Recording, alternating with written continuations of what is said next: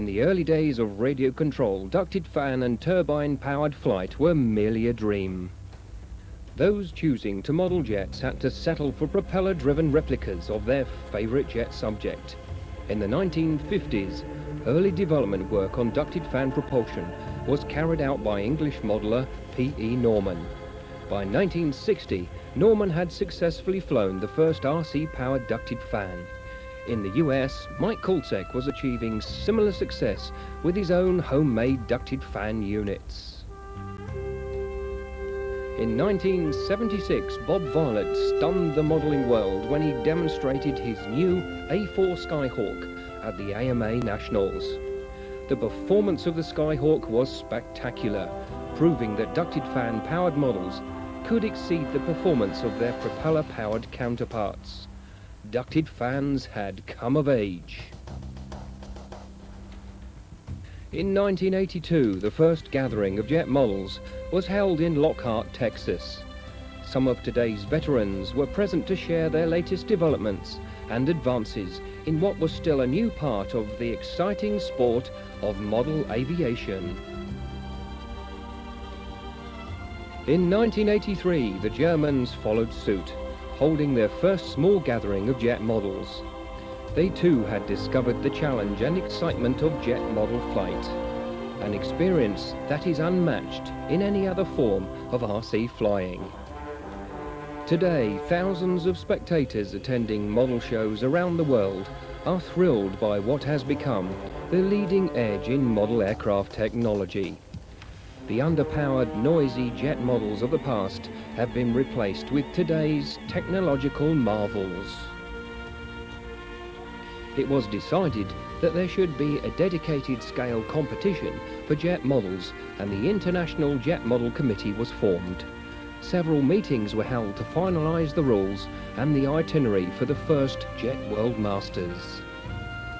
The German Model Flyers Association was invited to host the very first Jet World Masters.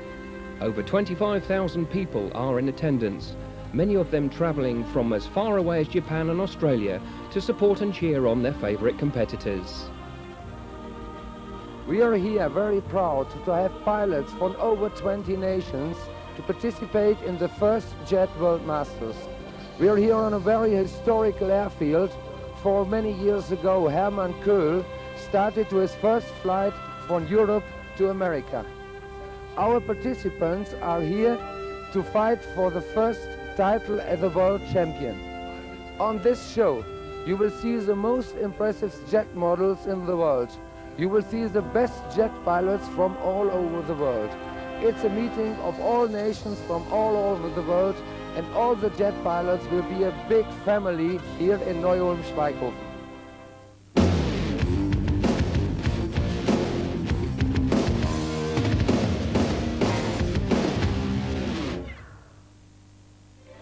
Teams began arriving on the Sunday and began preparing their aircraft for the competition.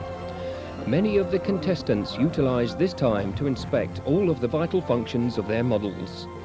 Reliability is an important formula for success, and nothing was second-guessed. Curious spectators were able to get a close-up look at the world's finest jet models. Team Belgium was the first to arrive at Schweighofen Airfield. Gottfried Lemmens and Paul de Backer began immediate preparations on their F-104 starfighters. Having completed their models just before travelling to Germany, Gottfried and Paul would actually be carrying out the initial flights of their aircraft at the World Masters.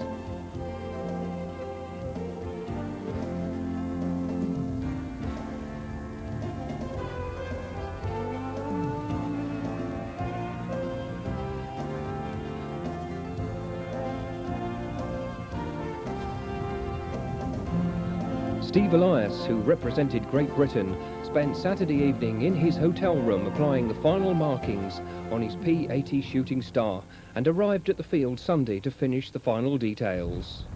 Normally people use polish on their cars to make them shine. We use dirt on our aeroplanes to get rid of the shine.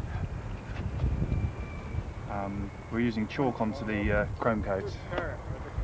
and we've got a rag soaked in thinner, and we're just wiping it across the surface to produce a streaky effect, as if it's dirt's accumulated on the airplane whilst it's flying. And hopefully the judges might like it. The Austrian team wasted little time showing off their impressive line of jet models. Like many of the teams competing in this inaugural event, every model represented by their team was completely scratch-built. In Europe, scratch-built aircraft are common and lead to the building of unusual aircraft like Hermann Michelich's Saab 105.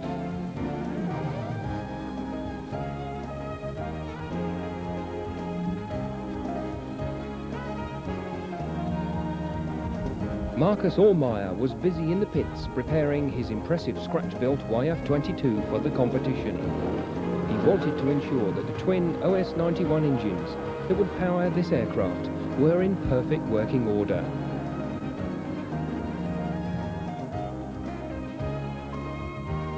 On Monday morning, a briefing was held in the canteen.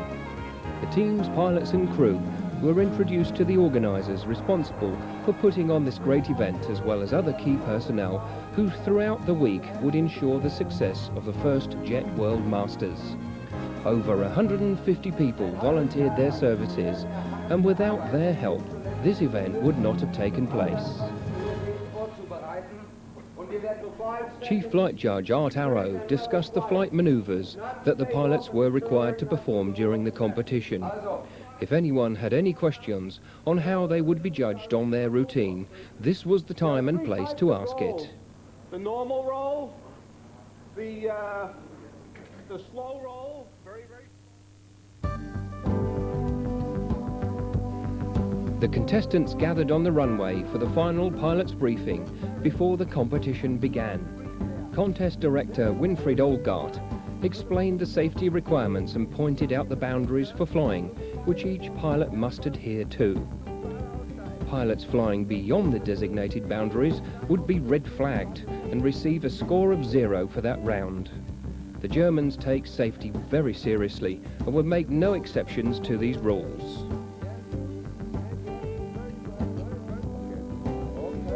Next, it was off to the transmitter impound, where pilots were required to have their radios inspected to ensure that no interference was present.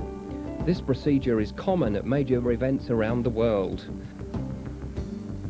The Germans took it one step further by utilizing some very sophisticated equipment to check the frequencies of all radio systems that would be used during the competition. We check the transmitters going out and going in, so there's no chance at all to have interference made by the pilots themselves. It's for safety reasons.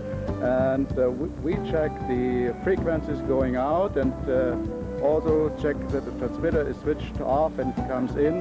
And well, we do anything for safety that's possible in this way. Each competitor's model must be noise tested before the first official flight. Noise measurements are carried out with the model placed on a stand 1 meter above the ground.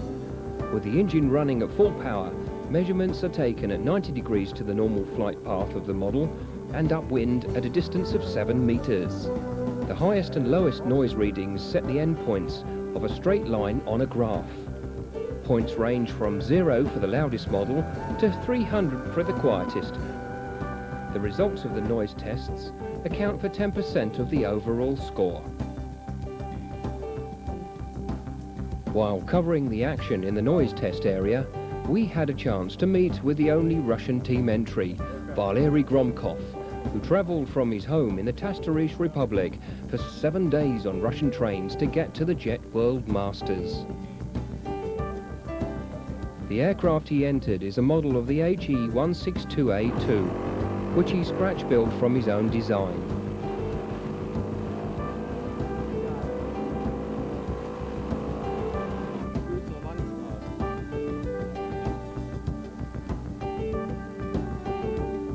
The German team were quick to assist Valery in preparation for his noise test and would come to his aid again later in the competition, thus showing the friendly spirit and camaraderie that was present between all nations during this event.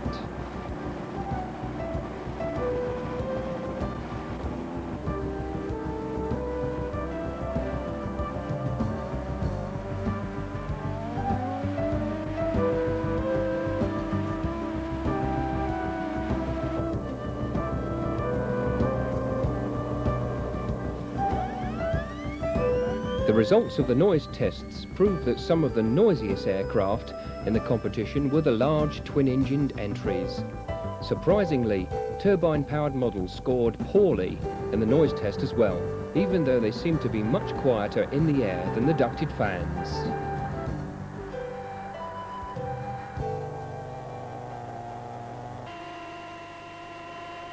The single-engine models proved to be the quietest due to the addition of hush kits, anti-vibration mounts and acoustic foam-lined fuselages, which reduced the noise readings greatly. The top 10 positions in the noise test: the quietest, number 1, Leif Poulsen from Denmark, 300 points. Second place, Hans van Dongen from Holland, 237.93. Third, Jan Kuipers, also from Holland, 217.24. Garland Hamilton in fourth, USA, 175.86. Fifth place, Gunther Sadelmeyer from Germany, 175.86. Then we have Ian Richardson from Great Britain, 175.86. Then it's Mike Cherry from Great Britain, 165.52. Per Strommen from Norway, 155.17. Then we have Burkhard Dotzauer from Germany, 155.17. And also we have Mark Harris from Holland, he's on 155.17. Coming up next, we have more exciting jet action from the First Jet World Masters. We'll continue our coverage of the static judging and find out what it takes to be a world-class scale modeler. Witness the excitement and drama of intense competition as the world's best pilots compete head-to-head for the prestigious title of World Champion.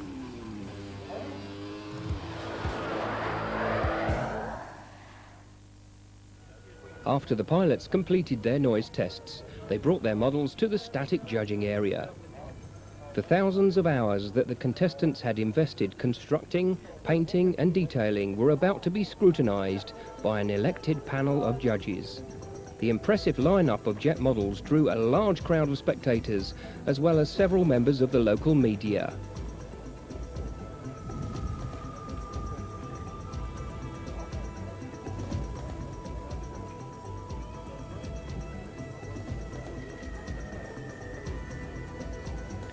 Equally impressed with the quality of the jet models represented was the Mayoress of Neu-Ulm, Dr. Beatty Merck. Her generous support of this event was greatly appreciated. Most of the aircraft exhibited tremendous attention to exterior surface detail. Therefore, the addition of a well-detailed cockpit interior ensured a competitive edge. The instruments are a positive black and white film exposed, exact copy of the real instruments. And you just paint all the colours on the back of it and then glue it on with paper glue. The problem was finding a glue that didn't mark it. The mirrors are cut from chrome ceiling tile. The difficulty is putting the clear cockpit on, clear glass, without getting dust inside. I found if you use an anti-static gun on the cockpit, nothing sticks to it. You can clean it off, use an anti-static gun, put it on, and then seal it up completely, so that no air can get in there. It's mostly made out of bits and pieces that I happen to have lying around the workshop that I hadn't thrown in the waste bin. Our coverage continues in the static judging area, where some of the finest examples of jet model aircraft are assembled. Each contestant has invested hundreds, even thousands of hours researching, constructing and finishing their aircraft. The results of their efforts count for 40% of the overall points totals. A panel of elected judges are allowed a maximum of 15 minutes to judge each aircraft on its fidelity to scale and craftsmanship. The aircraft are scrutinized from side, front, rear and top views, ensuring that the outline of the model is true to scale.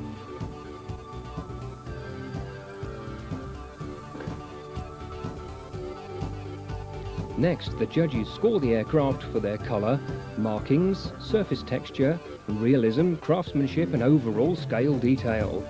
The judges must score these categories from a minimum distance of 1 metre. However, they are not permitted to measure or touch any part of the model.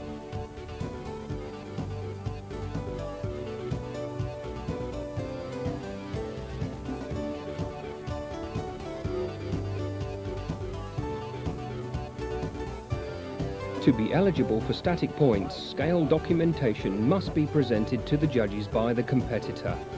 The documentation must include an accurate published 3-view scale drawing of the full-scale aircraft, as well as photographs and proof of colour.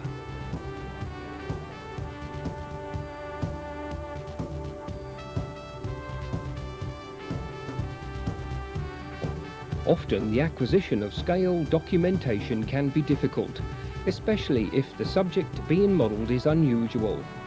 However, as experienced jet modellers have learned, there are quite a few sources to turn to when researching an aircraft for scale competition. Well, there's plenty of sources for looking for documentation. What you want to really do is pick your documentation first, then build your aircraft. Depending on the type of aircraft, if it's an Air Force type aircraft, you can go to a U.S. Air Force. You can go to a Wright-Patterson Air Force Museum. They have curators there. You can give them a call or write them a letter and explain exactly what plane, what number you're looking, what squadron, that type of thing, and they'll usually help you out considerably. If they don't know right off, sometimes they'll direct you who you can talk to. Maybe there's some magazines that are out or books that are out that might have those aircraft in there. Another thing is maybe the squadron exists today. You can go to that squadron and see if they might have some documentation back on their archives, on their histories, to see if they do have photographs in them. There's also places where warbirds are restored, and they're restored and flying today. There's another source. You can go to them and you can actually look at the aircraft, and or some of the different air stations, Air Force, Marines, and Navy air stations, they might have some of those airplanes on display. You can go up and take photographs of them, showing where all the little vents, the screw eyes, and small pitot tubes and that type of stuff on the aircraft are to duplicate on yours. And then, of course, there's a lot of magazines and books to go through. And bookstores, museums, and such are good sources for that. The top 10 positions in the static judging are: first place, Jerry Cordell from the USA. Second place, it's Franz Walti from Switzerland. In third place, it's Rito Sen, also from Switzerland. Fourth place, Garland Hamilton from the USA. And in fifth place, it's Hans Laubscher from Switzerland.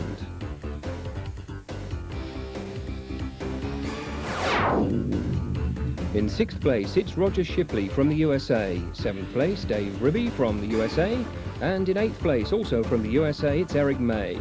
Ninth place, Mike Cherry from the UK. And in 10th place, it's Ian Richardson from the UK.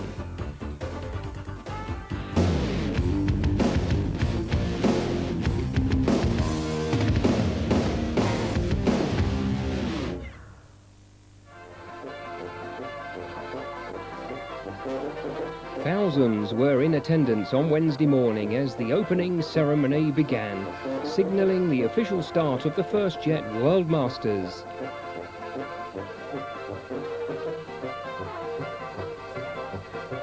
Team members from nearly 20 nations proudly marched through a very enthusiastic crowd of spectators.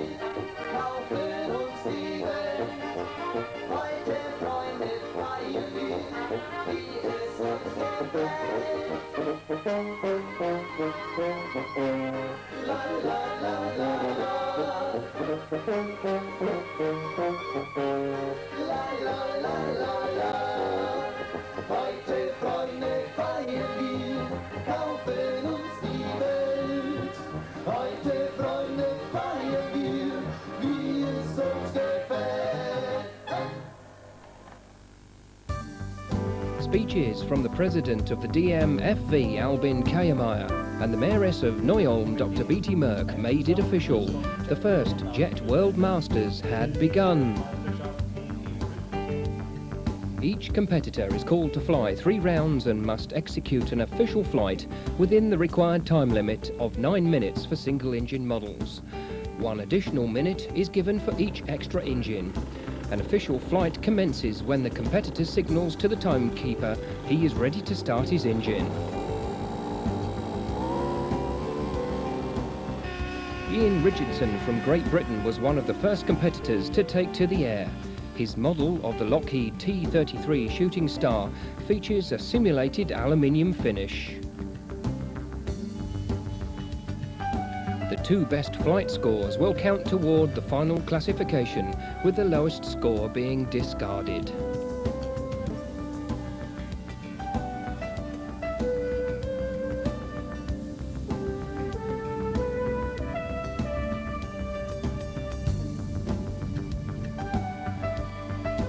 A lovely low pass down the runway with the flaps down and speed brakes deployed. Ian performs a beautiful roll during his first round of competition. After a very successful flight routine, Ian was relieved to have his first round behind him. It was sort of very, very nervous actually, but at least I got down in one piece. Next flight will be better. Thousands of people packed the spectator area to witness the excitement that took place during the first round. Italy's Enrico Ferraris was red flagged when he flew his twin-engine F-15 Eagle out of the designated boundaries during takeoff. Even though his performance was impressive, he received a score of 0 for the round.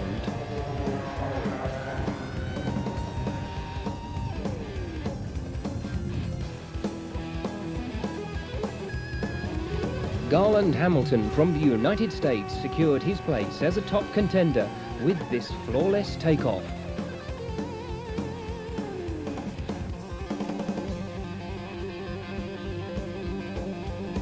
The judges were impressed with the accuracy of Garland's bombing run as he dropped them right at show centre.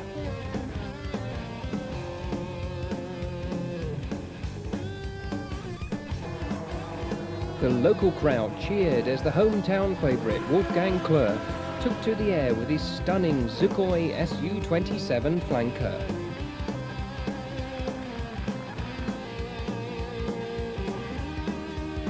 Wolfgang's precision flying earned him the top flight score during the first round.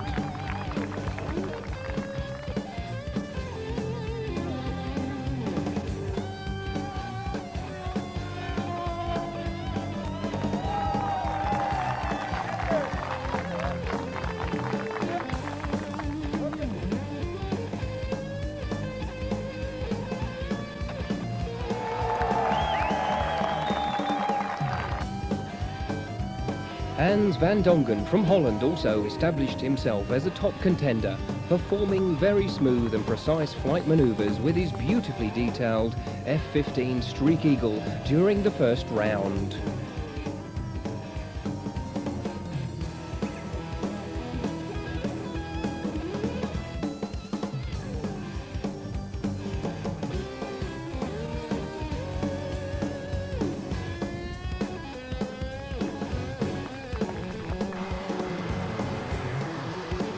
Switzerland's Franz Walti was lucky to bring his twin-turbine-powered Rafale back after losing the engine hatch shortly after takeoff. The missing hatch caused a violent flutter in the vertical stabilizer, which nearly destroyed the aircraft.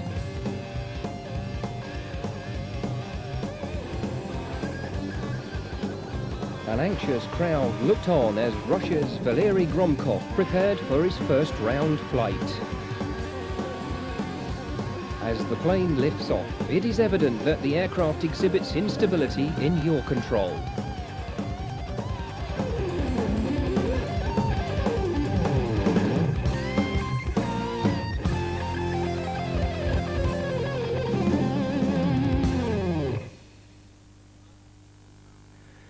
This is the Rafale C-01 Dassault prototype built by Rito Sen from Switzerland. The fuselage was built from an aviation design kit.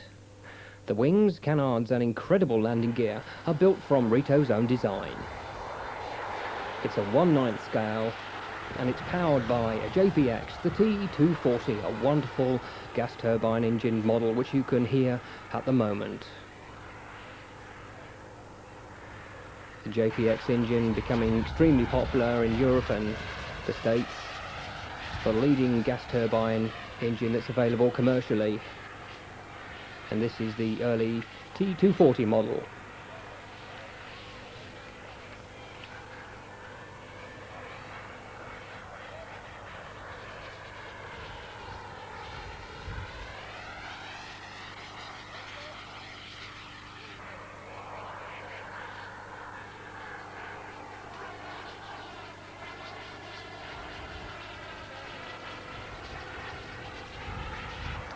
Rito finished in third place with a static score of 112020 with 11379 noise points and 93688 flying points.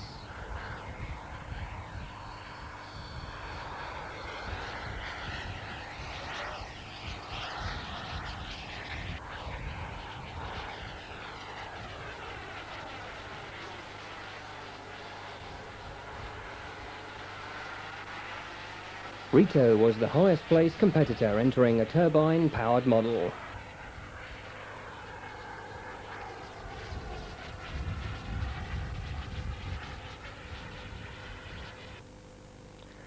And he brings the Rafale in for a landing on the tarmac strip.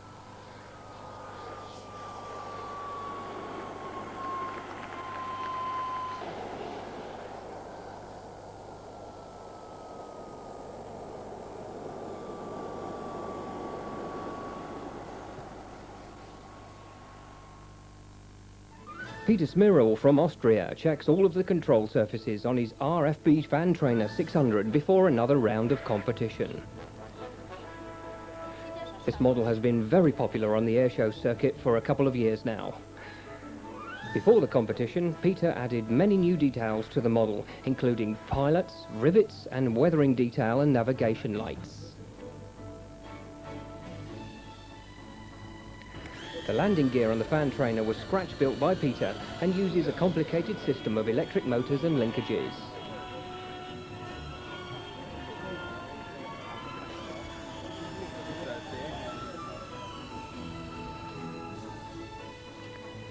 This ugly coconut was given to Peter by an American friend to be used as a good luck charm, and he was sure that it would bring him luck to his flight scores. And the fan trainer takes to the air. The model is powered by an OS 108 and uses a homemade 5-blade carbon fibre fan.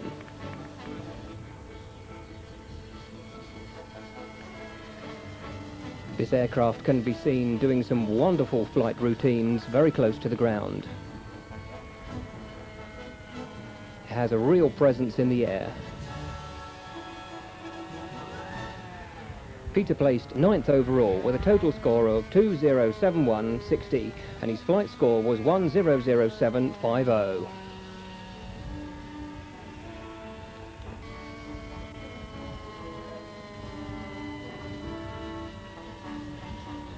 Fan trainer climbing into the blue sky. Does the stall turn, down it comes again, wheels down. And a nice landing for Peter Smirl and his fan trainer.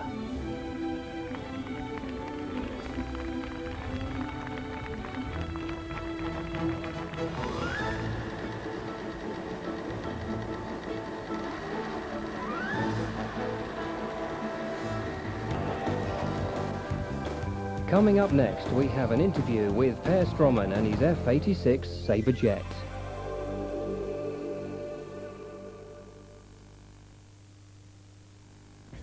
Per Strommen from Norway entered this beautifully finished F-86F. It features wheel brakes, drop tanks and dive brakes, which he actually used during his vertical manoeuvres. The model has a wingspan and length of 58 inches. It uses a BVM 91 Vijet fan and tune pipe. Only 3 members made up the team for Norway, and they all entered models built from a BVM kit. Stein Gloms entered a very nice model of the F-16C painted in chase colours. Gear Flesh entered a model of the T-33 Shooting Star. Together, these 3 jet pilots represent a growing number of modelers who are experiencing the excitement of jet modelling in Norway.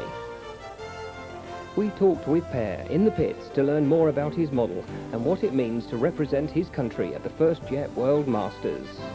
And this particular item or individual was flown in the Norwegian Air Force in the late 50s.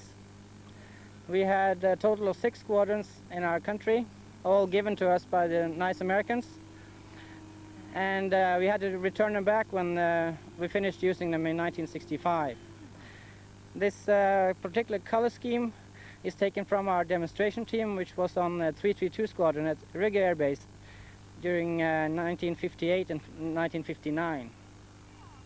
We've been preparing for this World Masters for quite a while, and of course looking forward to it. The interest for jet flying in Norway is growing, but at the moment we only had 3 that were ready to put in the effort to go to the World Masters. So we didn't have any qualifying, but we sure have been looking forward to it, and so far it's looking great.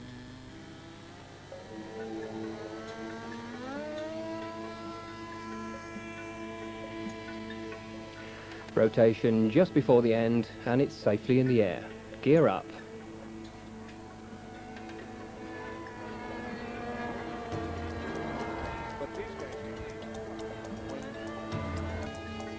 And a fast flyby pulls up elevator into a very big loop.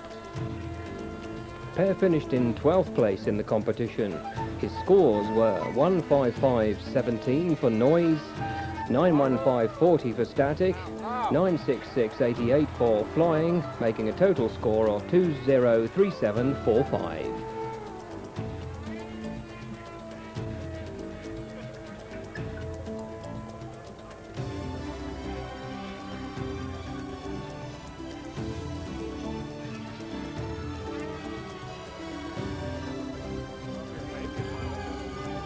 Nice slow roll and a flyby.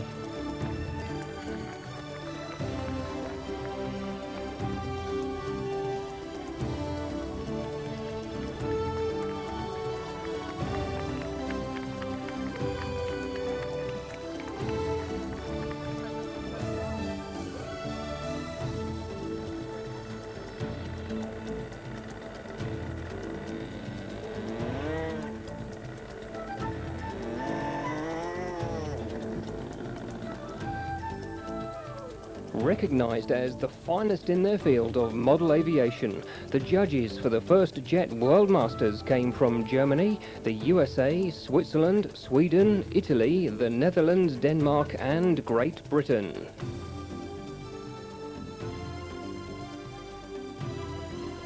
This is the F-16C Fighting Falcon, which belongs to Dave Ribby. It's built from a BVM kit. The overall length is 70 inches with a wingspan of 46 inches and the model weighs 15 pounds.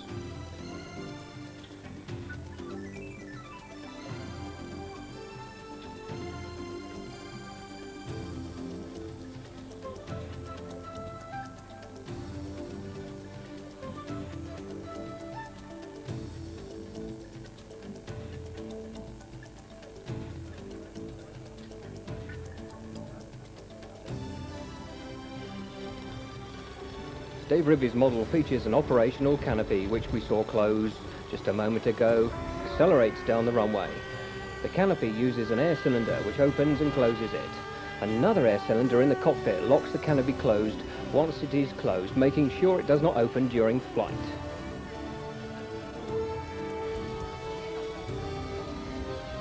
Dave has competed with this model at the Top Gun Invitational in West Palm Beach, Florida, and Dave is a former employee at BVM and is now designer for the Great Plains Manufacturing. Dave flew his F-16 to 5th place overall with 5172 noid points, 106120 static points, 103875 flying points, and 215167 overall points. And in comes the Fighting Falcon for a nice landing from Dave Ribby.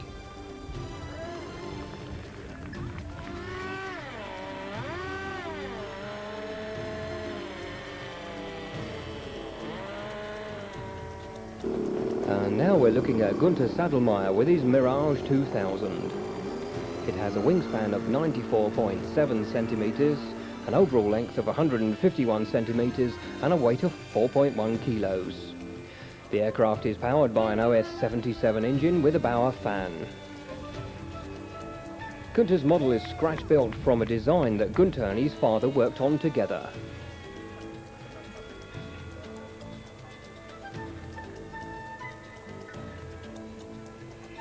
In January 1995, Gunter travelled with his father and several other German pilots to the Dillon Jet Rally in Florida, where he put on some spectacular flights with this model. Gunter placed 18th overall with 175.86 noise points, 842.20 static points, 955.00 flight points, and an overall score of 1973.06 overall points. And there we see the chute deployed just a little too late.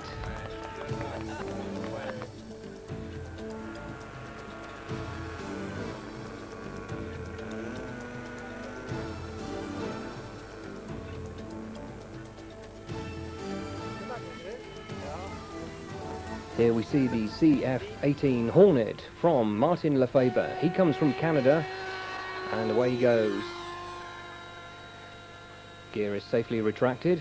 This model is built from the new yellow aircraft kit. It has an OS-91 for power, driving a Dynamics fan unit. It features scale retracting undercarriage.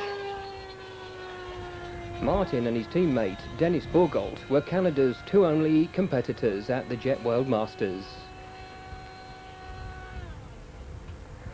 Nice big loop with the Hornet.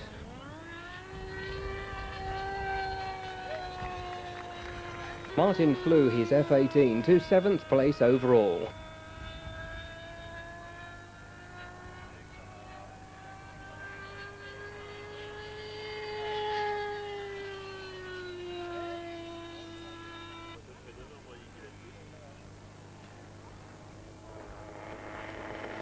Just off the edge of the tarmac, but it's safely down.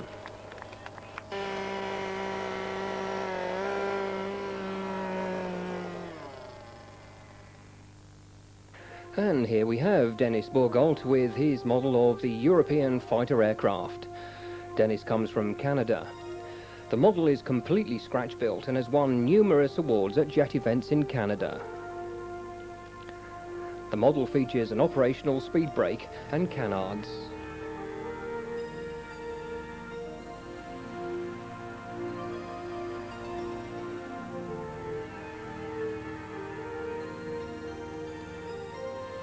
On March the 27th, 1994, the Eurofighter 2000 made its very first flight.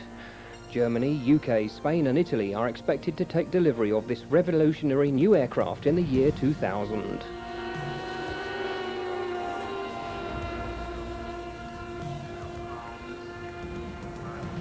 Dennis was only able to complete one round of flying and finished in 36th place.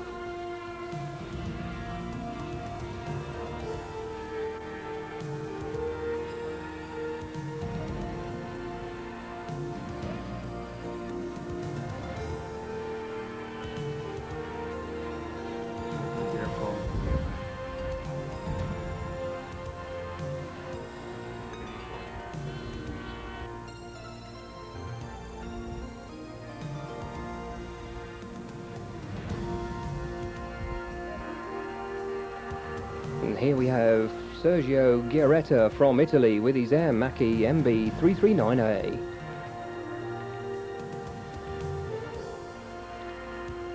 The model features a very nice cockpit detail. It is painted in the Frecce Tricolore colour scheme. In 1988, the Frecce Tricolore airshow team was involved in a mid-air collision during an airshow in Germany. Unfortunately, 33 people were killed and another 60 were injured.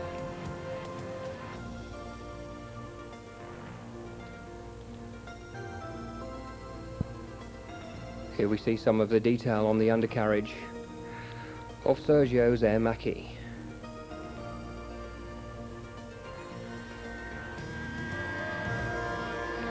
Accelerates down the tarmac, goes on the grass just a little before it rotates, but it's safely in the air and the wheels are retracted.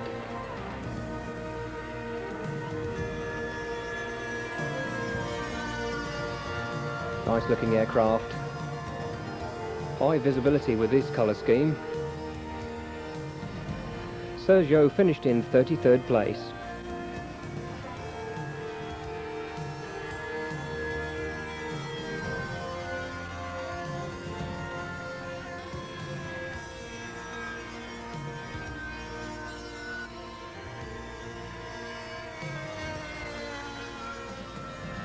Wheels are down and into the runway it comes, and it's safely landed.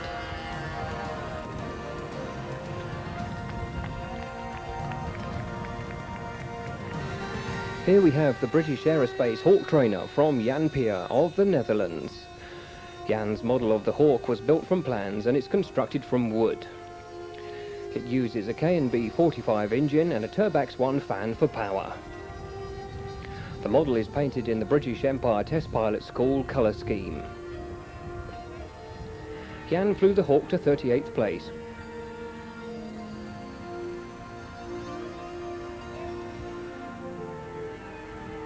We're looking at the F4 of Janne Huhtinen, Finland's only competitor, who entered this model of the F4 Phantom II.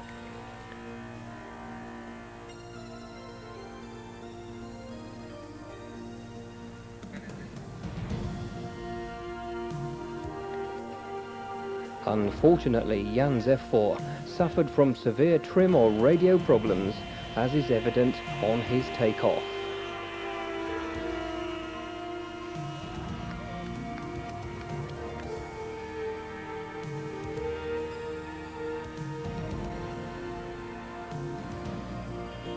Jan finished in 37th place in the Jet World Masters, but unfortunately the model would not return from this flight.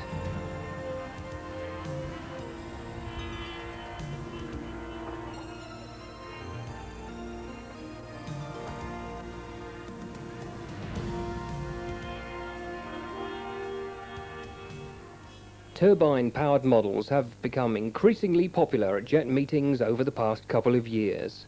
Propane-fueled JPX turbines seem to be the most popular. However, a growing number of kerosene-powered turbines are making their way into the marketplace. Homemade turbine engines are also becoming popular. At the first Jet World Masters, a large variety of ducted fan and turbine power plants were used. Let's take a look at the many different fan units, glow engines and turbines used.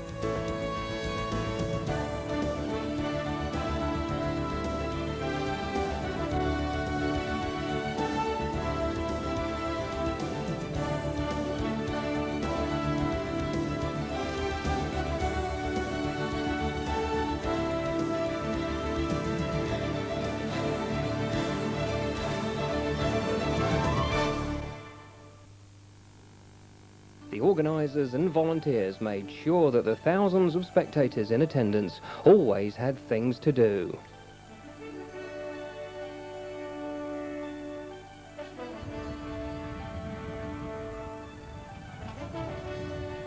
The Afterburner newsletter was issued each morning to the pilots and teams before flying started, which gave news of the previous day's flying and the latest scores. Breaks in the competition gave the guests a chance to visit the many food vendors that were stationed behind the flight line.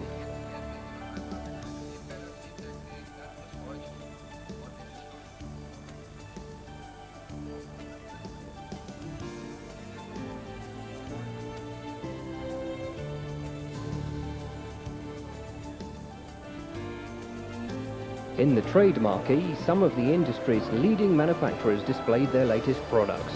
Anything from trainers to jets were available for sale.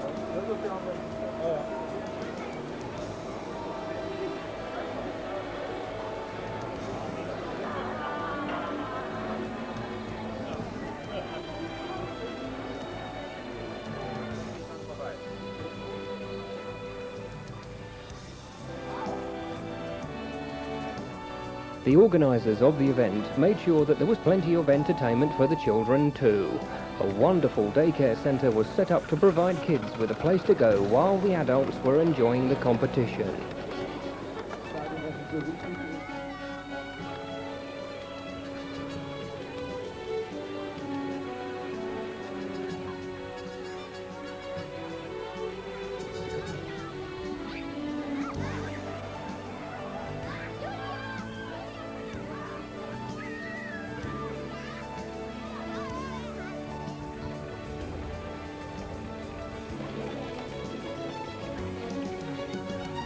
And while the children enjoyed the train ride, the adults looked on Eric May from the United States as he prepares his A6 Intruder for the competition.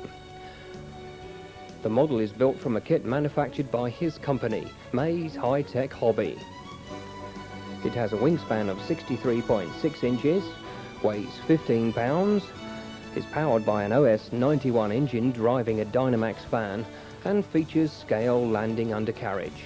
It also features operating L6 wingtip speed brakes. Eric placed 8th in the static judging competition. Unfortunately, Eric crashed his A6 during the second round and would finish in 32nd place with an overall score of 1:338.55. But this is his first flight with the A6 Intruder.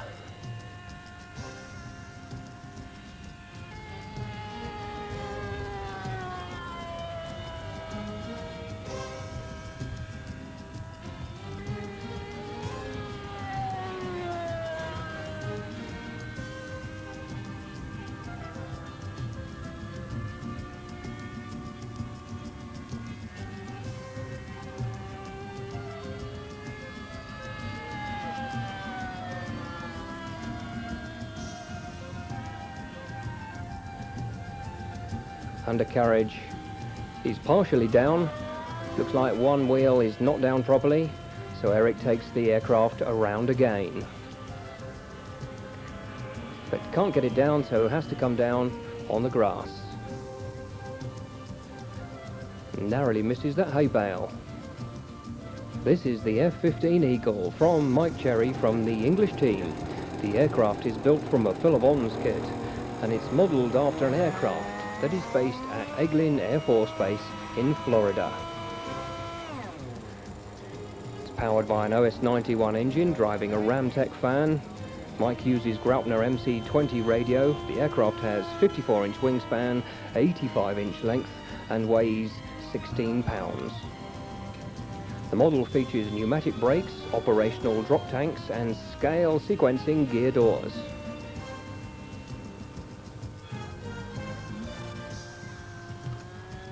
And there we see the drop tank.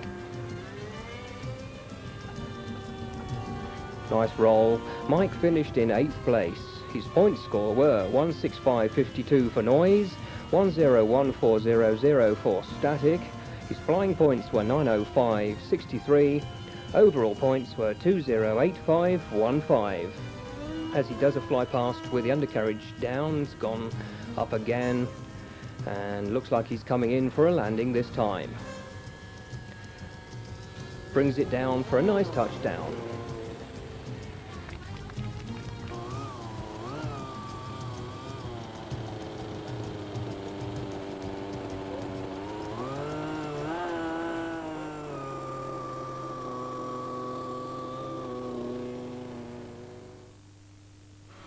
This is Peter Hausel from Austria, preparing his F9F 5P Panther. This amazing model was completely scratch-built by Peter. It features homemade pneumatic retracts and wheel brakes. The model is powered by the kerosene-burning FD3/67 turbine.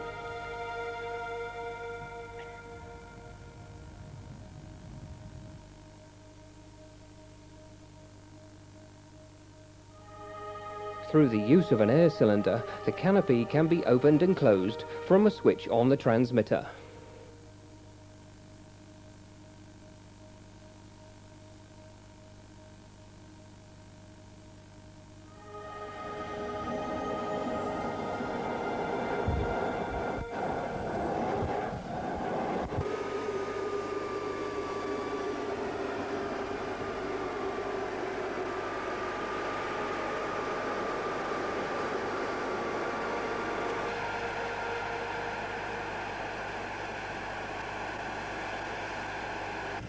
Unfortunately, the aircraft was severely damaged when it crashed shortly after takeoff.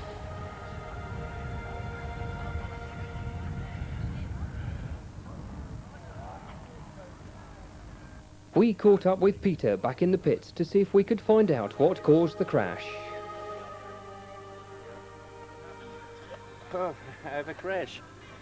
You know what caused it?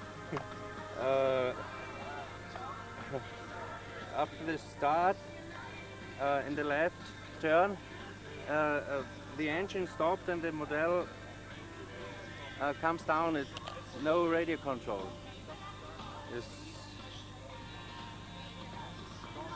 Yeah, I don't know more. No reaction of elevator or flaps. Normally the model is like a glider and I can land it without turbine. The turbine switch off because a radio control defect is. So the pump switch off and you see nothing and turbine stop. Model stop.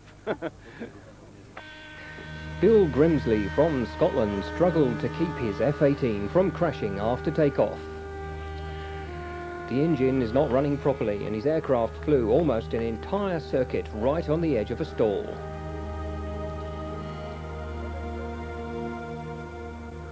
The engine leaned out and Bill was able to earn 207.50 flight points during this round.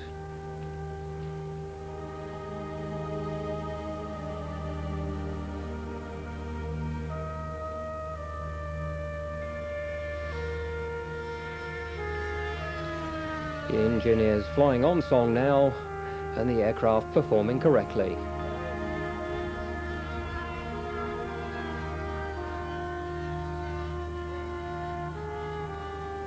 But the trouble started again as Bill set up for his landing. He hits the runway and then back down and hits the ground rather hard. Let's see it in slow motion. Overshoots the runway, is anxious to get it on the tarmac, puts down elevator in, hits the runway very hard, it bounces back into the air.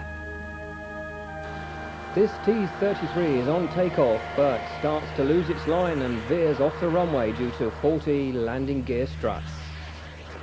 Let's see that again in slow motion as it takes to the air.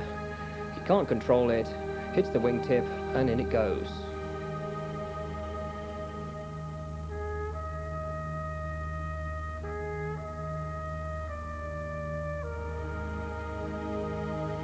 Here's an aircraft coming in for a landing. He's a little far over, catches the wingtip on the straw bales, it skews the aircraft around and into the long grass it goes. This F-15 demonstrates the abuse that landing gear on jet models have to endure. It's headed straight for our cameraman.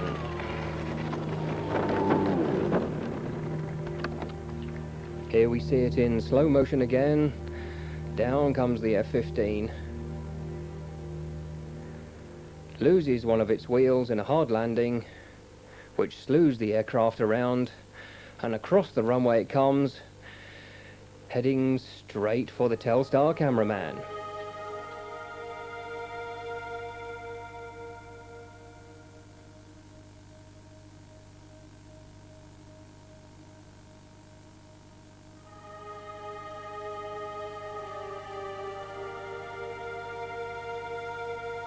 An engine out for this Saab Viggen proves to be fatal. He's lost his engine, he's got no power at all, he's got the undercarriage down, he's trying to get it back to the runway, but he loses his airspeed.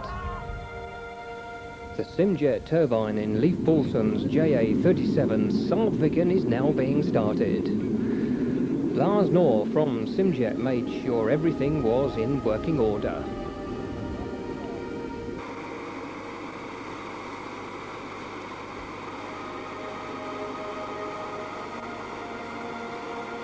And the Viggen accelerates down the runway, safely takes to the air and retracts the undercarriage.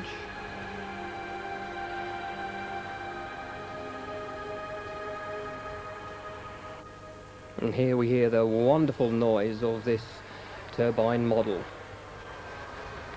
Unfortunately, fuel delivery problems caused Leif's only flight in the competition to be cut short. He made a perfect wheels-up landing in the grass.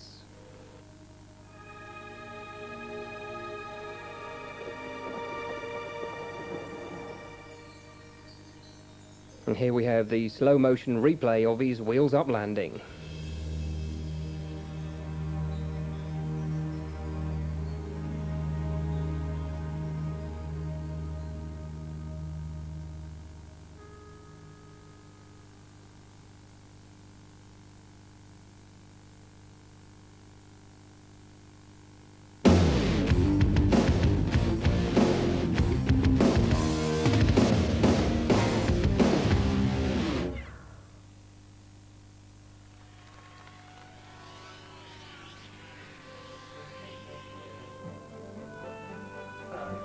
That evening, with the generous help of the entire German team, Valeri began the nearly impossible task of repairing his severely damaged model.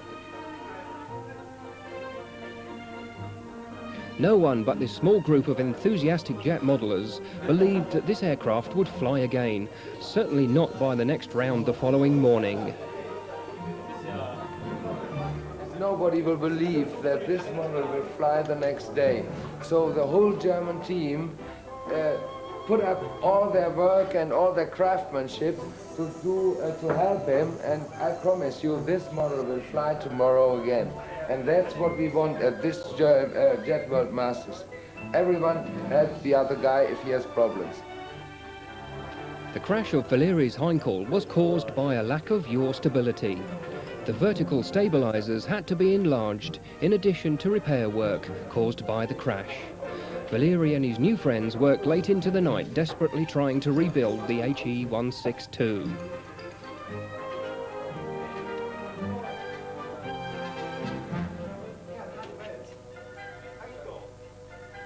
No one could believe their eyes when Valeri wheeled his repair jet model out onto the runway the next morning.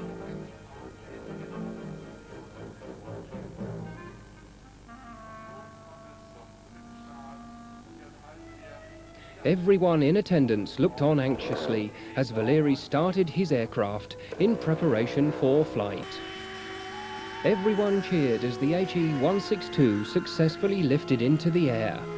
With this takeoff, Valeri scored his first points in the competition, thus ensuring him an official certificate of participation at the first Jet World Masters.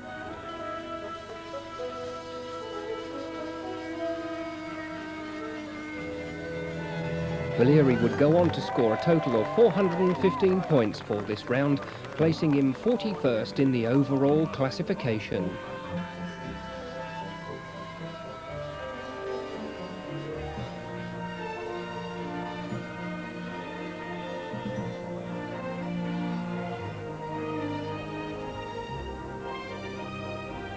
Everyone cheered again, especially the German team, when Valeri successfully landed his aircraft. We caught up with Valeri in the pits shortly after his flight.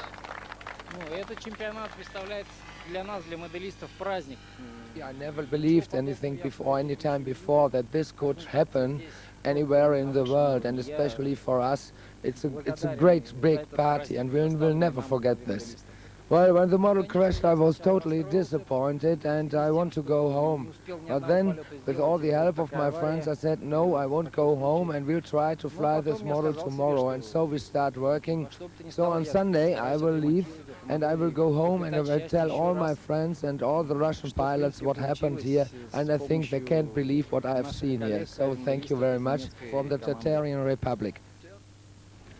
This is Jerry Caudle from the United States preparing his stunning P-80 Shooting Star for another round of the competition. This magnificent model is the latest in a long line of impressive scale jets that Jerry has built. This model features a scale aluminium finish using Coverite Presto, hundreds of individual panels, thousands of hand-applied rivets, and unbelievable weathering techniques add to the realism of this aircraft. We join Jerry at the judges' table just prior to his flight, where he is describing his routine. This is something each contestant must do prior to each competition flight.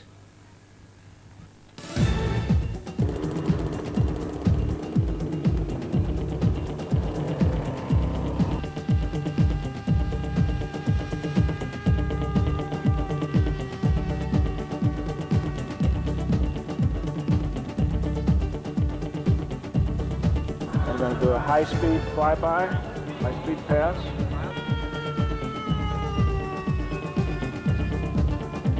Aileron roll.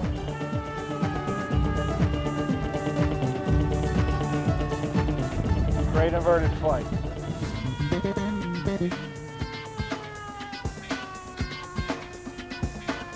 Horizontal circle.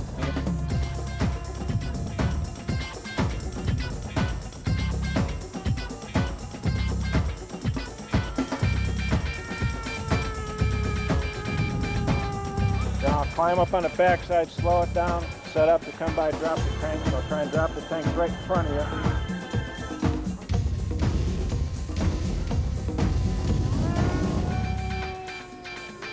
I'll start it here, center the roll for you right in here, come out, hold my heading.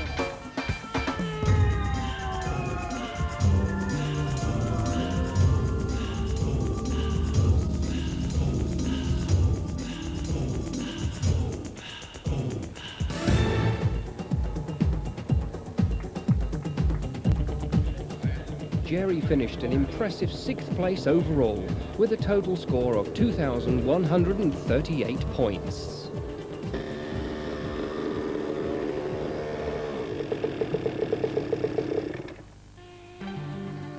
Austria's Wolfgang Reinprecht flew his scratch-built L-39 Albatros to 40th place overall, scoring 830.51 total points. Wolfgang has been campaigning this aircraft successfully at meets throughout Europe for several years. And Wolfgang performs a very nice loop with his Albatros.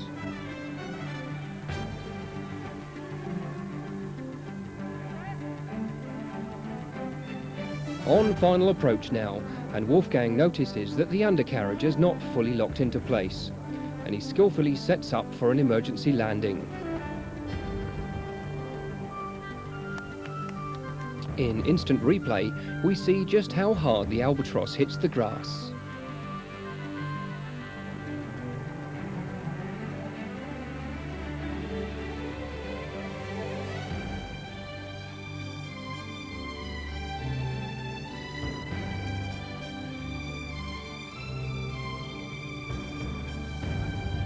The flight judges score the contestants on several different mandatory and optional maneuvers. Judges also award points on the overall impression of the entire flight routine as it relates to the full-scale aircraft. And basically there are the 3 mandatory maneuvers and 5 optional maneuvers, and we score each one of these maneuvers individually, and we have 5 judges that give points for each maneuver individually, and then there is a realism score, and the realism score is conferred. We do a consensus of all the judges on the realism. And this is basically measured or marked from the takeoff until the landing. The entire flight is scored for realism. When we're holding our pens up, it's generally for the vertical maneuvers to see how vertical that maneuver is, and also how that maneuver is centered upon the judges. The maneuver should be placed directly in front of the judges, and the pen is a useful guideline to help us determine if the maneuver was offset to the right or to the left. The judges have their pens ready as Germany's Thomas Singer prepares his stunning Su-27 for competition. This impressive model is powered by 2 Russian-made Angstrom 91 engines driving Ramtech impellers. Sukhois such as this one, in the hands of capable pilots, have earned top honours in many jet competitions throughout Europe. Wolfgang Kleur, who is seen here assisting Thomas, manufactures this aircraft, which is available as a kit.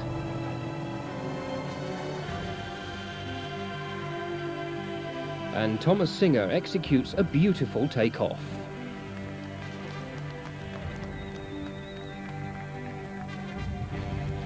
And a straight and level fly past from Thomas Singer with his superb Su-27. And as Thomas pulls vertical into an Immelmann turn, one of the engines quits.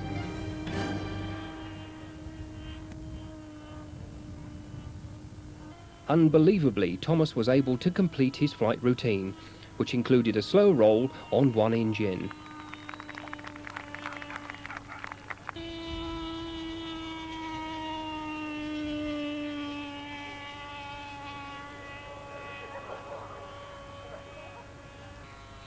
Thomas returned to the pits only to discover that one of the engines had suffered severe damage. So now we are here near the German team. Thomas Singer had a bad problem with his engine. So I will ask the team leader Heinrich Voss what happened and what they will now do. Heinrich, what happened here? Yeah, there was a former crack in the crankshaft, and this led to the complete destroy of the shaft, and the rotor was free in the model.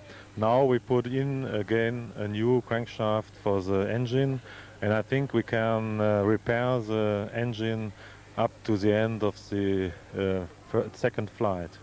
Well, will Thomas get nervous about this? For I think all the pilots are a little bit nervous, but what's the condition of his nerves? Oh, I think now it's a little bit bad because that accident didn't help to get him calm. But I think he is a young guy and he can manage that. The German team was able to rebuild the damaged Angstrom 91 engine in time for the third and final round. Thomas went on to finish a very respectable 13th place overall. Landing gear problems plagued many of the aircraft at the first Jet World Masters. Pilots were constantly refilling air systems, checking airlines for leaks, and cycling gear to ensure proper operation.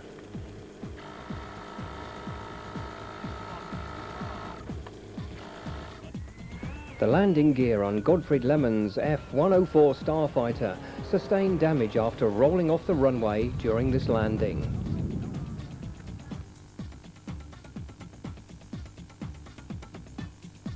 We just changed the nose gear. We make a forced landing. The engine stopped in the air, 300 feet in front of the runway. But there's just a little damage on the nose gear. And we just changed it and we can fly again. The camaraderie between all of the nations at the first Jet World Masters was incredible.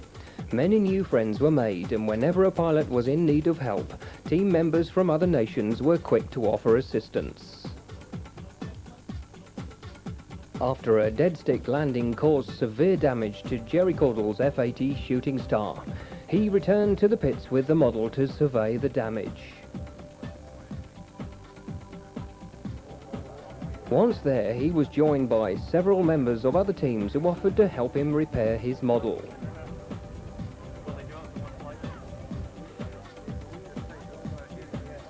What's going on here is my second flight. I thought I had a dead stick and I landed short, and when I did, I massaged the gear.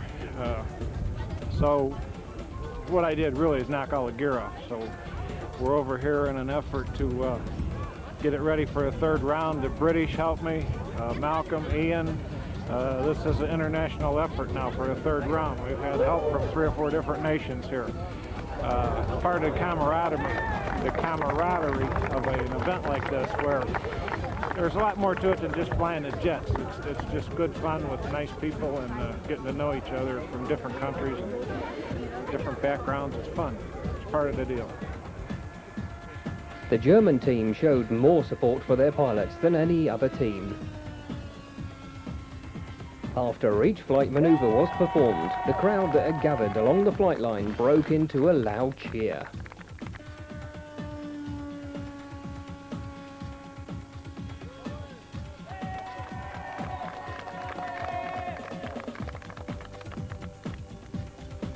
The vocal crowd of supporters was soon joined by other groupies who had obviously forgotten who they were supposed to be cheering for.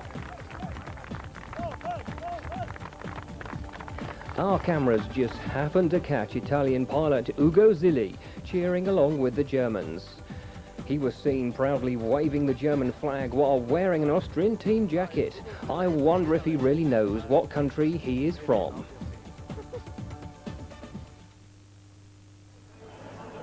Friday evening, and after a long day of flying, the pilots made their way over to the canteen to enjoy a meal, discuss the day's events and talk with their newfound friends.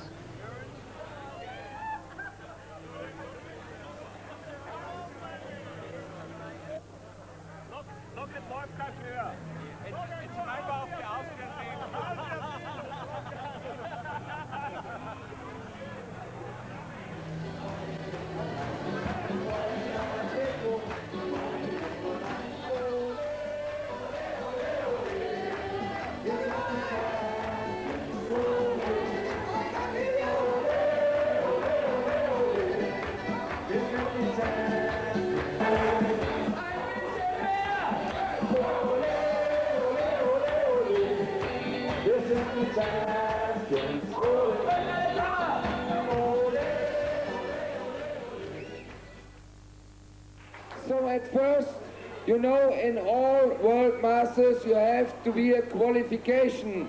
Zuerst werden wir also eine Qualifikation starten. And I need from every team the strongest man. Ich brauche den stärksten Mann von jedem Team. 1, 2, 3.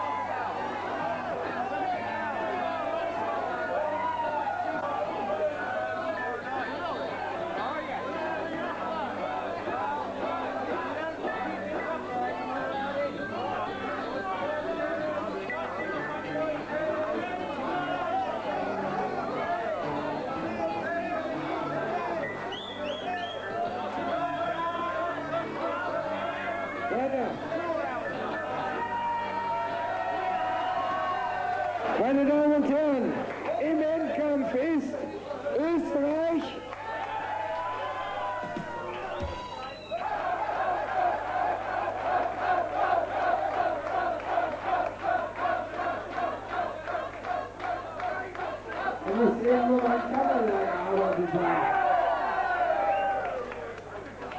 How many seconds? Wie viele Sekunden? Gentlemen, sit down, please. Mike and Bill, sit down. Setzt euch bitte.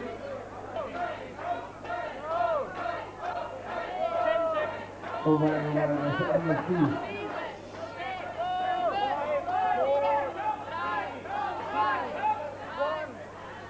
Stop!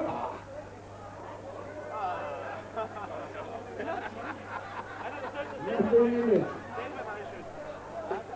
Bill Farmers. Are you ready, gentlemen? 1, 2, 3, go! Oh, very good.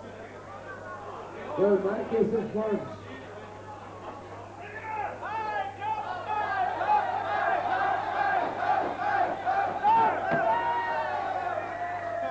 Johnny looks.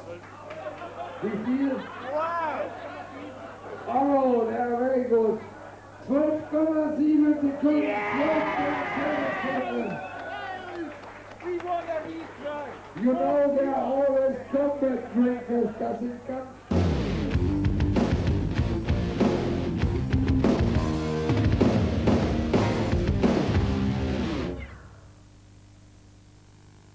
Back to the flying now. This is Markus Ohlmeier from Austria with his Lockheed YF-22. The model is completely scratch built. It weighs 10.8 kilos and uses OS-91 engines. It features a speed brake and landing gear doors.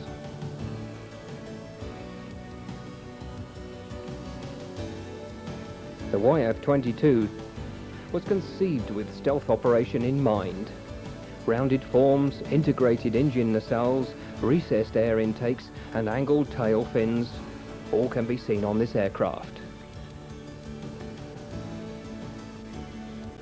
The full-size aircraft has a top speed of around Mach 2.5.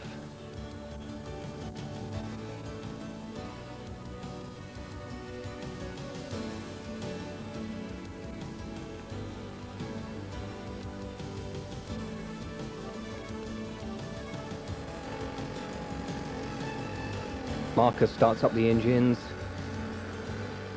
Wonderful noise of twin engines in this aircraft. Accelerates down the runway and rotates, and nicely into the air.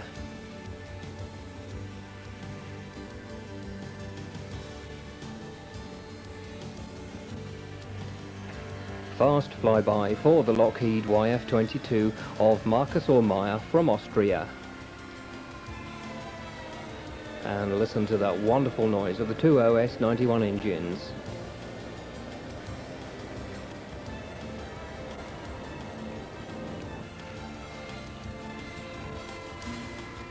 Very slow roll, and Marcus Ohrmeyer is really putting on a breathtaking flight routine.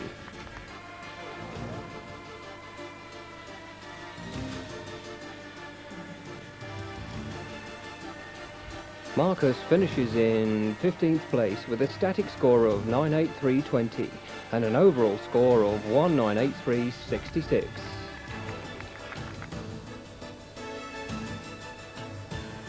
Nicely landed, just on the grass. Marcus Ohrmeyer from Austria.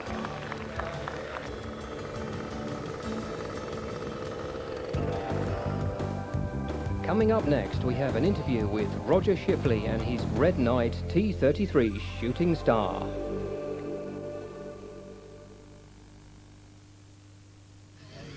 Many different types of jet subjects with interesting paint schemes were entered into the first Jet World Masters.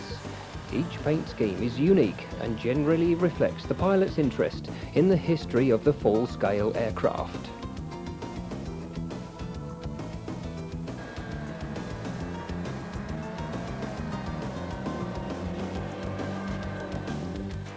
Roger Shipley from the USA entered a model of Red Knight T-33.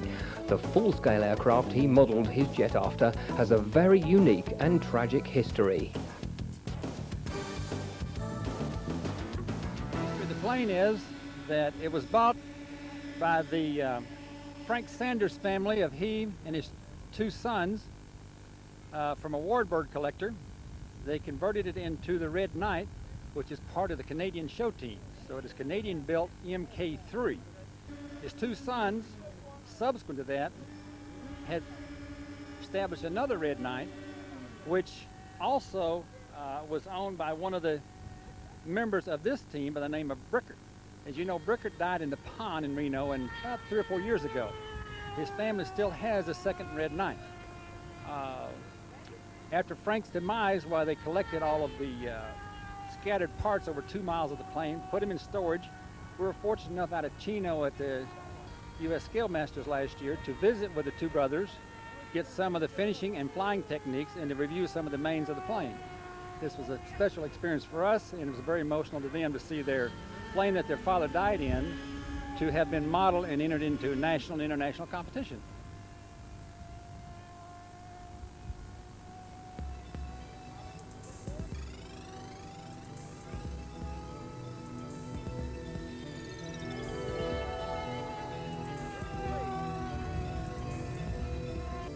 And Roger flew his Red Knight T-33 to 10th place with a static score of 1063.20 and an overall score of 2062.77.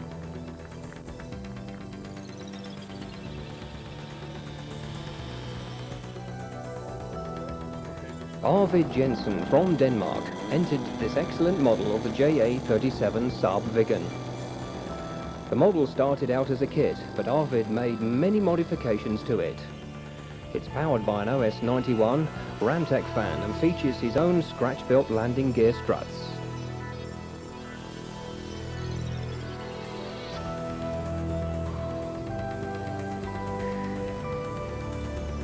Large loop from Arvid's Saab Viggen. Arvid flew this model to 23rd place with a static score of 763.40 and an overall score of 1812.95.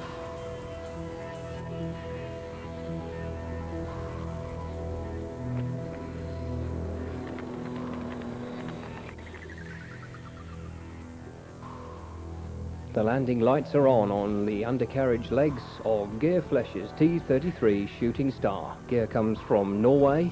He's built this model from a BVM kit.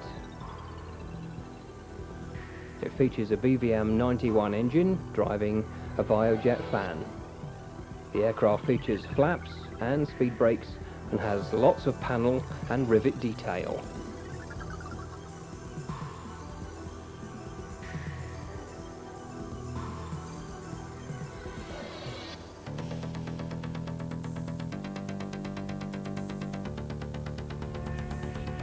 And away goes the T-33 of Gear Flesh from Norway.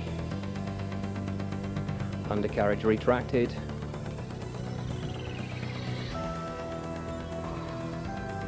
There we see Gear at the controls of the transmitter. Gear finished in 20th place with a static score of 987.40 and an overall score of 1908.56.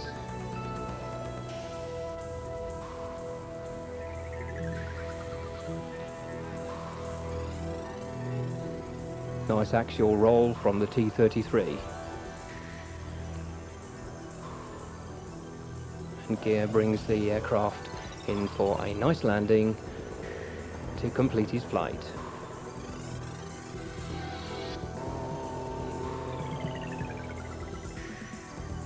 This is the F-80 Shooting Star of Steve Elias from Great Britain.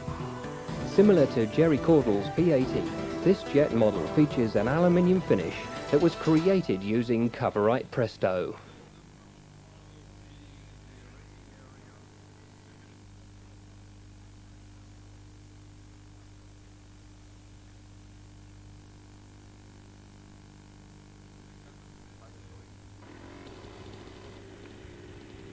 Steve is considered one of the best jet pilots in the world and demonstrates his skills with this beautiful takeoff.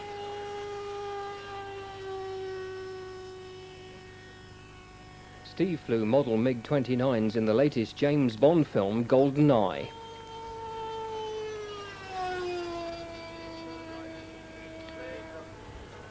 And there go the wing tanks. Steve came in first place in the flying part of the competition and flew his F-80 to third place overall.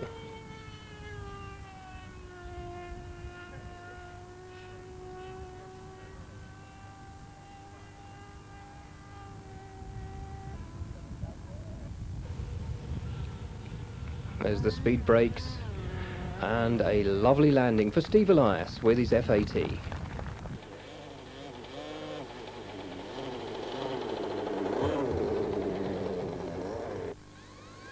And now a twin gas turbine engined aircraft. This one is from Eric Rante, who is from France with his Rafale B-01. It's powered by two JPX T250 gas turbine engines.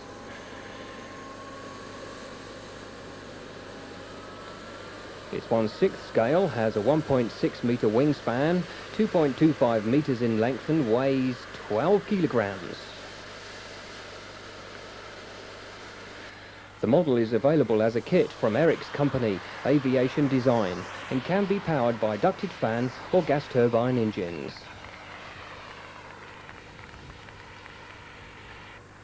The model also features scale rotating landing gear that was unfortunately damaged during a landing. Eric was unable to repair the landing gear in time for the third round and finished in 29th place.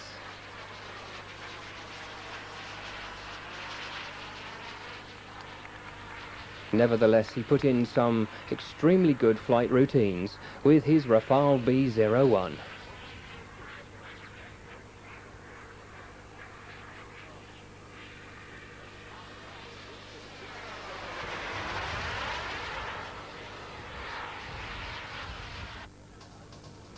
Eric finished with a static score of 94900 and an overall score of 160809. Let's look at that in slow motion again. The nose leg has not retracted, and the other two wheels are still rotated from their proper position, and he comes down on the grass, and that slows it down very quickly with very little damage.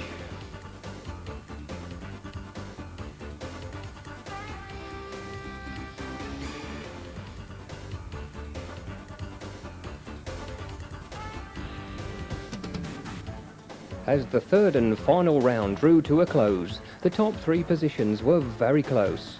Hans van Dongen nervously made final preparations to his beautiful F-15 Streak Eagle.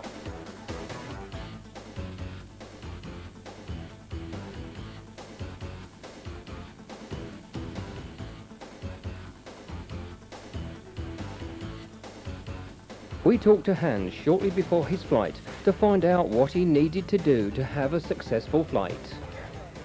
Keep cool.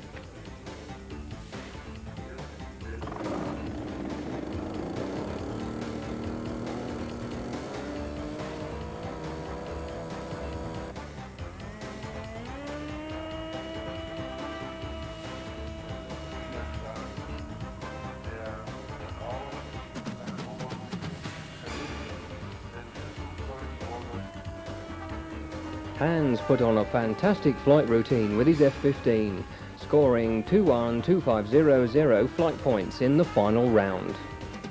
His best flight of the competition.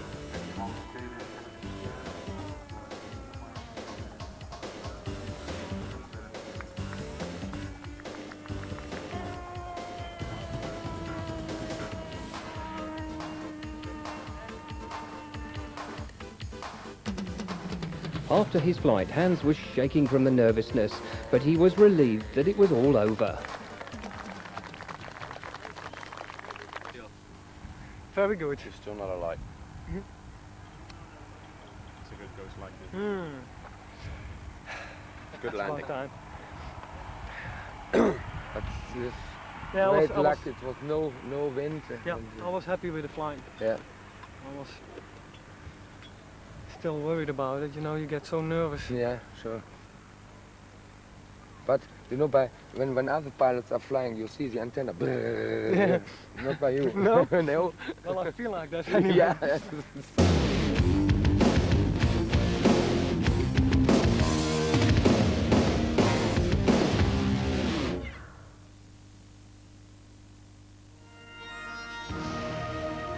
Saturday morning, a briefing was held for the pilots who would participate in the exciting model air show. Thousands were in attendance to enjoy the spectacular flight exhibitions.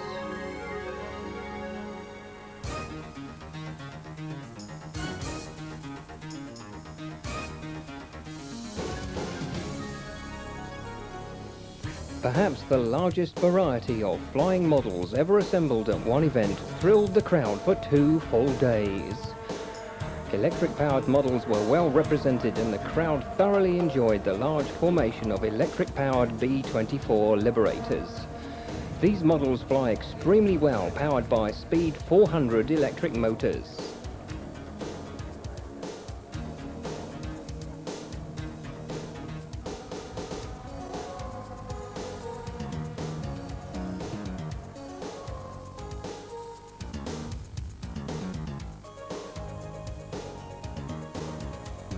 An all-composite electric ducted fan-powered F-16 amazed the crowd.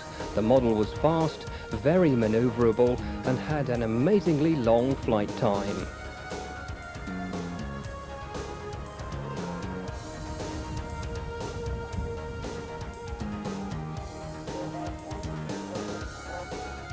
One of the most amazing electric models was this large model of the Boeing 707. 4 homemade ducted fan units drove it through the air with ease.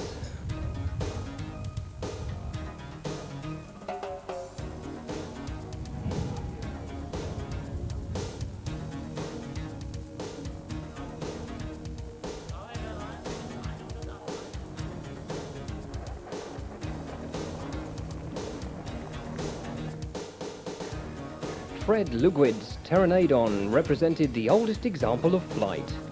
The prehistoric creature uses a speed of 7/14 with a 2-to-1 gear ratio. It features flapping wings, opening beak, and realistic sound effects.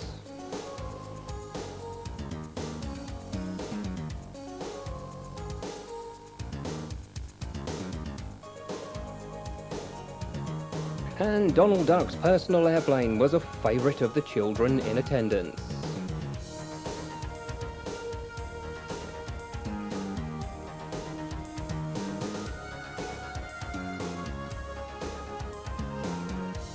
Two very large models of the Super Constellation flew in formation during the air show. On June 8, 1956, Lufthansa introduced the Super Constellation on its transatlantic service to New York.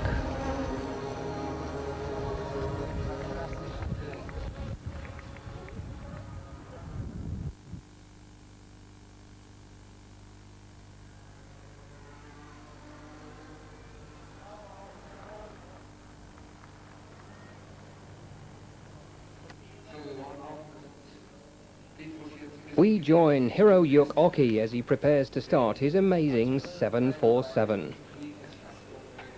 It uses two J450 turbine engines for power. This model was going to represent Japan in the competition, but it exceeded the maximum weight requirements.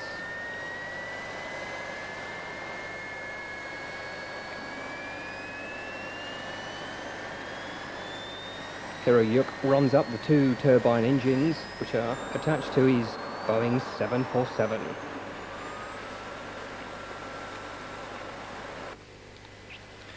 Bit of rain now on the runway as it accelerates away.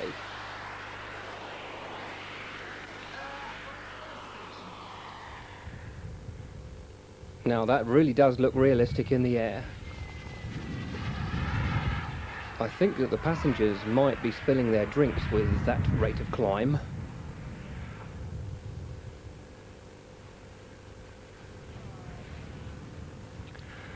What an amazing model aircraft. Tried a landing but decided to overshoot and go round again.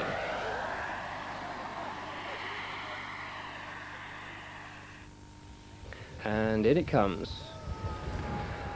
Well, that is amazing. Absolutely amazing.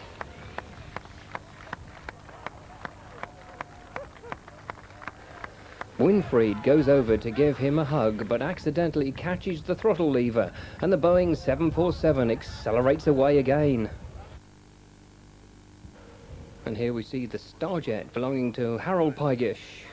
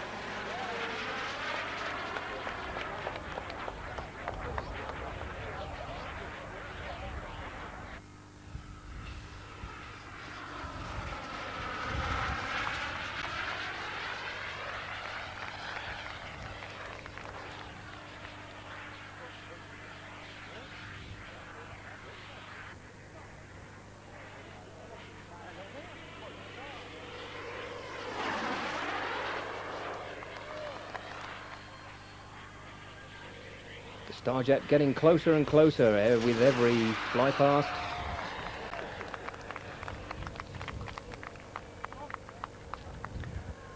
Throttles back, and Harold brings the Starjet in for a nice landing.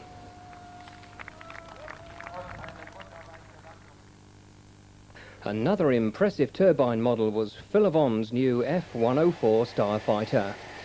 Philip is a two-time FAI World Champion and the only FAI competitor to win with a jet model.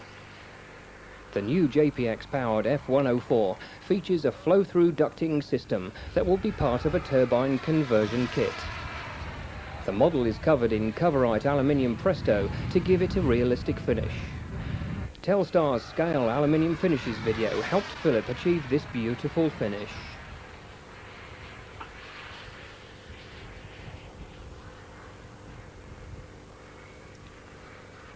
A wonderful flight routine from Phil Evans with his F-104 Starfighter.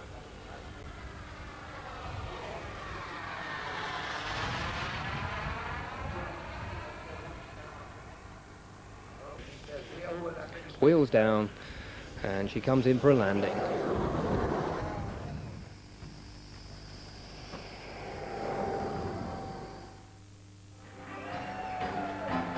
Saturday evening, the awards banquet was held in downtown Neu-Ulm. After the meal, the awards ceremonies began.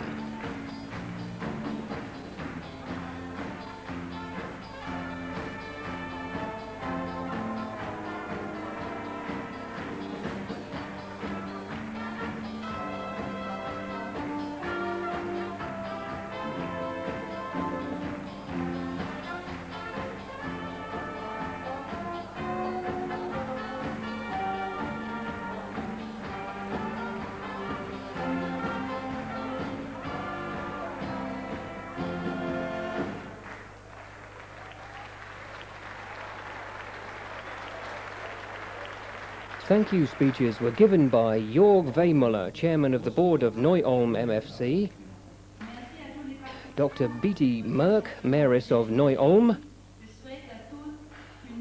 Albin Kehrmeyer, President of the DMFV, and Winfried Olgart, their contest director. Without the efforts of Mr. Olgart, this event most certainly would not have taken place. We do everything to make you crazy, like you did it with me last week. So now I asked Mr. Kehrmeyer to open the buffet. Nun möchte ich Herrn Kehrmeyer, den Präsidenten... The five quietest models in the competition were 5th Gunter Sadelmayer from Germany, 4th Garland Hamilton from the USA, 3rd Jan Kuipers from the Netherlands, 2nd Hans van Dongen, also from the Netherlands, and the trophy for the quietest model went to Leif Poulsen from Denmark.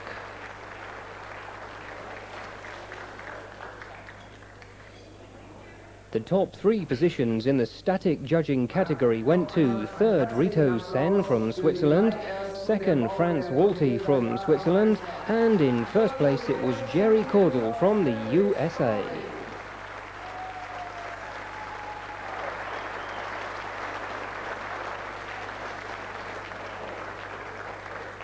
We go on with the top 3 positions in flight scoring. In 3rd place it's Thomas Singer from Germany, 2nd place it's Wolfgang Kleur from Germany, and the winner in 1st place, Steve Elias from Great Britain.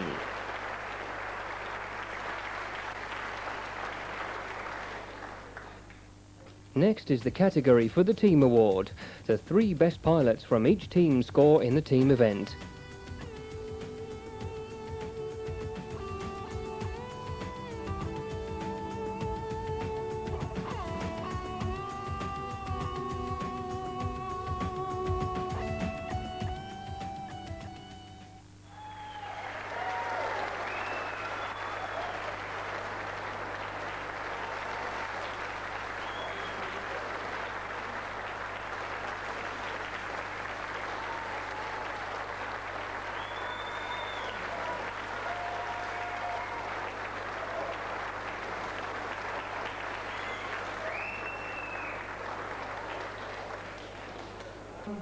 Next, the final positions were announced.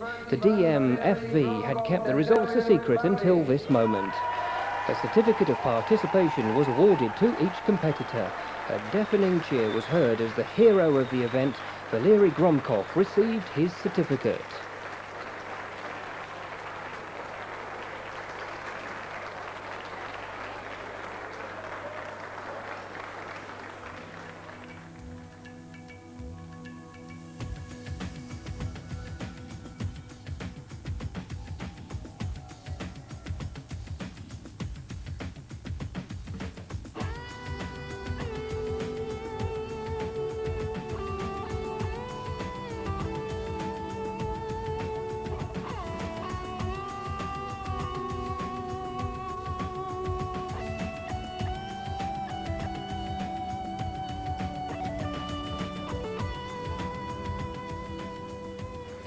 Platz 10, Roger Shipley, USA.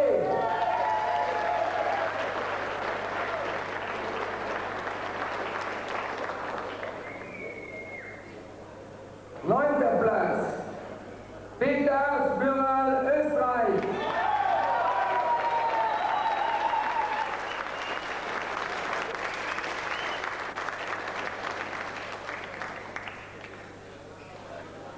The man who started this all with me 3 years ago, Mike Cherry, England.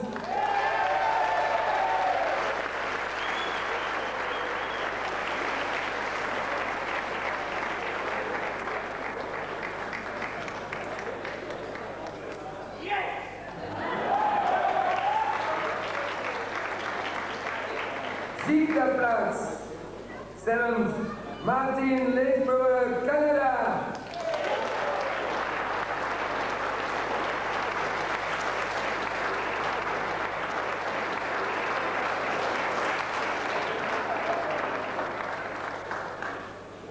Sechster Platz, Jerry Gordon, USA.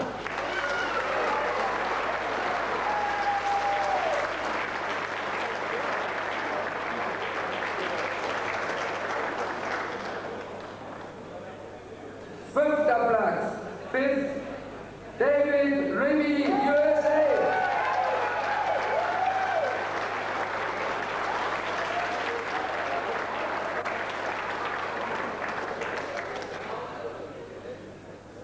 Vierter Platz, Reto Senschau.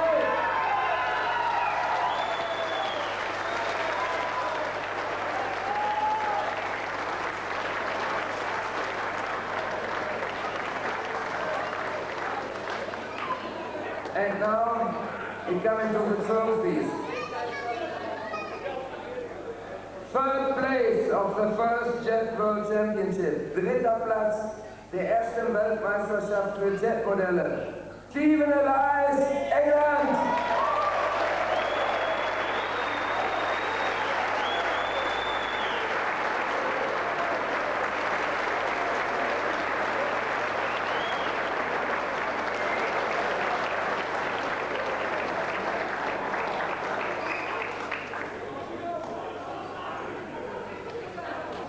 Zweiter Platz. Second. Hans van Dongen, Niederlande.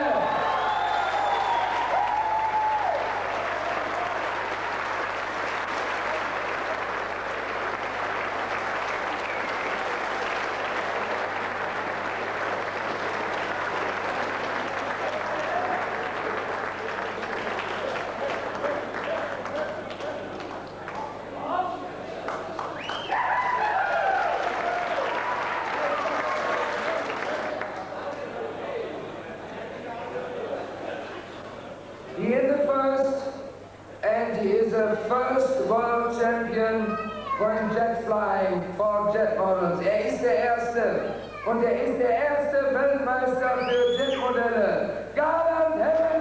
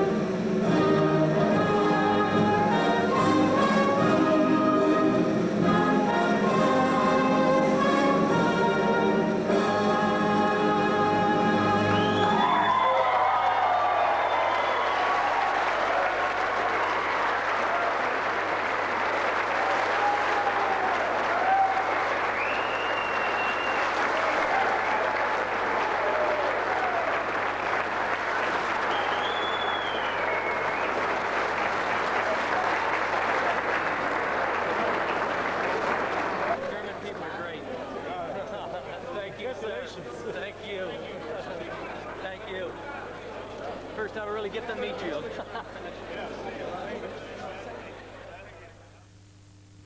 Fargoven Airfield was due to be demolished after the first Jet World Masters, but the success of the event won a reprieve for the airfield, probably the first time that model aviation has saved a full-size airfield. The first Jet World Masters was a tremendous success. The organisation by the DMFV was first class, ensuring that this event ran smoothly and efficiently. The second Jet World Masters will take place in 1997 in England, and you can be sure our cameras will be there.